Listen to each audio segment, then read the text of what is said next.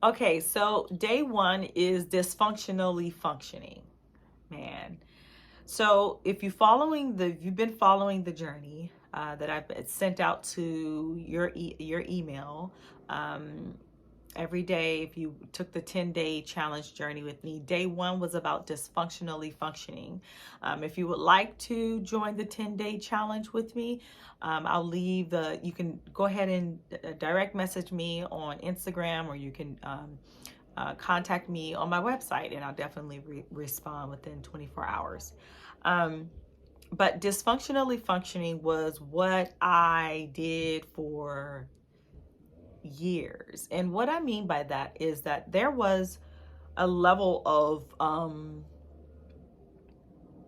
survival skills that I created, and a lot of the unpacking happened um, as I healed. And I recognized that a lot of my eating, the eating disorder that I had, or the not having a healthy relationship with food, that was my survival skills. That was my coping mechanism, because I dysfunctionally functioned for so long. And when I say dysfunctionally functioned for so long, um, I became accustomed to beating up myself in the head. I became accustomed to uh, um, numbing myself with food. I became accustomed to that. That was like my go-to, my coping mechanism, and that was based off of my environment. That was really just my way of surviving. That's how I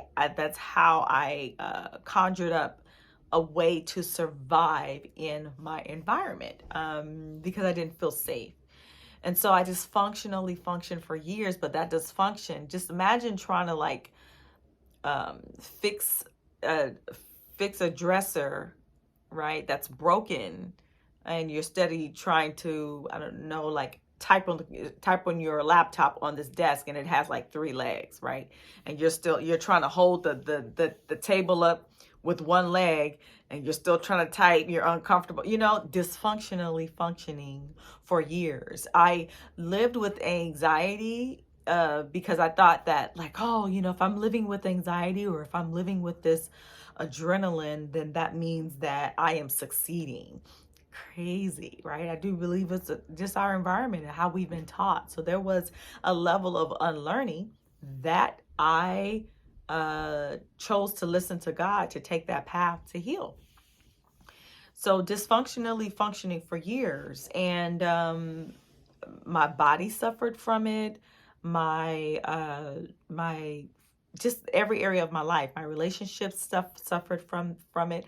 I suffered from it, everything. And so I heard a voice that said, you don't have to be that way. And it was just like this relief in my heart. Like, just like, I don't. When you've been living a certain way for so long, and so accustomed to being a certain way for so long, and something's not right, right? You like, something's not right, but maybe that's just how it is. I know I've said that many a time. Maybe that's just how it is. I don't feel right. I don't feel normal. I don't feel like myself. I feel, I don't feel okay.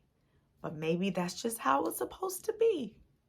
Maybe I am supposed to always be sad. Maybe I am supposed to always have anxiety. Maybe I am supposed to always feel like I'm not enough. Maybe other people have it and I don't. And maybe that's just a suffering that I have to experience for the rest of my life. That was just something that I was trying to convince myself to get by, because I felt trapped. And so I dysfunctionally functioned that way for years. And that voice spoke to me because I was tired of that cycle. I work with people who are tired of the cycle that they're experiencing and are ready for the shift. Because one thing that I did not know, or was not aware of, when God spoke to me and said, you don't have to be that way. One thing I didn't know was that I had my own power on lock. You know, I had my own power on lock. I was afraid.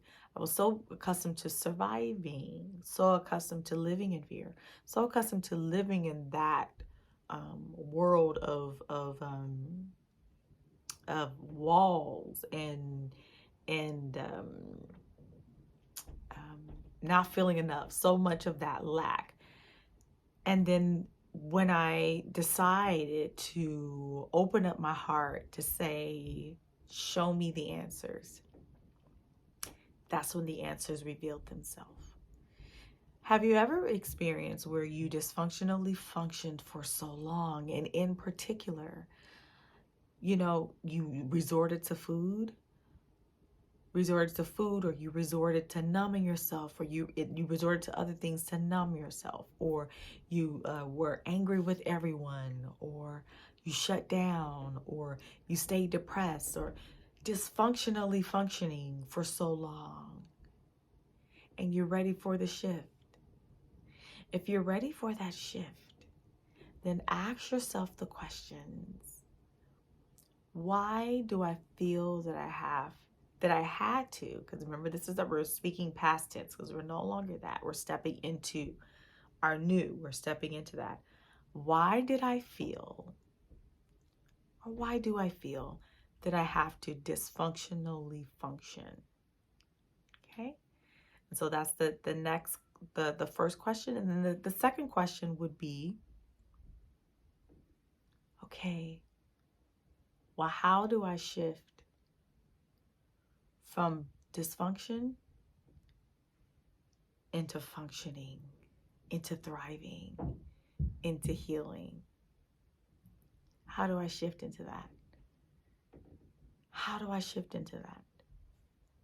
And closing your eyes and getting into that feeling. What does that feeling look like when you are functioning, when you are thriving, when you feel free in your heart, when you feel light, it's nothing like being free from yourself.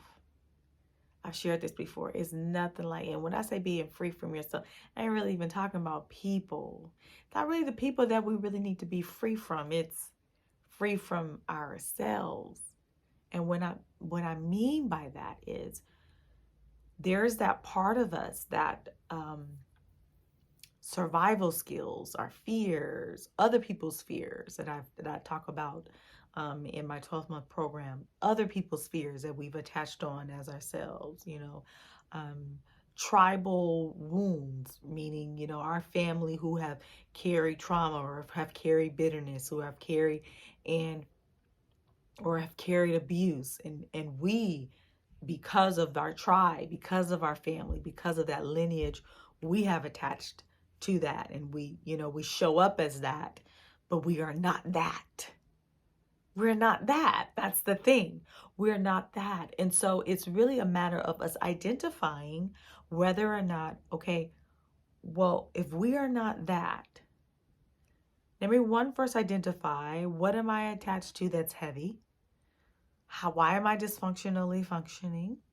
And then two, how do I shift and assume and get into the feeling of thriving, get into the feeling of freedom, get into the feeling of functioning, get into the feeling of what is naturally free and healing for me?